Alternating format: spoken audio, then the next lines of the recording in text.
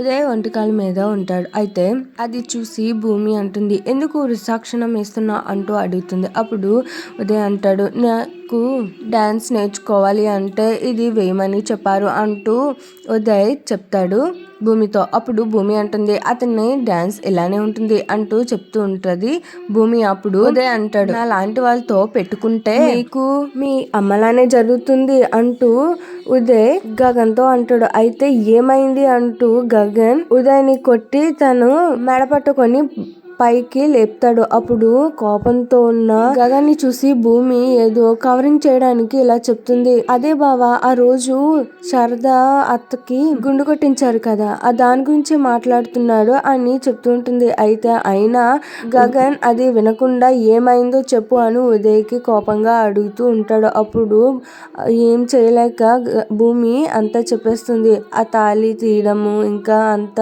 అవమానించడము అవన్నీ చెప్తుంది. ఇది విని గగన్ చాలా కోపమైపోతాడు. అప్పుడు వెంటనే గగన్ కార్లోకి ఎక్కి శరత్ చంద్ర వాళ్ళ ఇంటికి వెళ్తాడు. అటువైపు శరత్ చంద్ర ఇంకా అపూర్వ ఏదో సీరియస్ గా మాట్లాడుతూ ఉంటారు.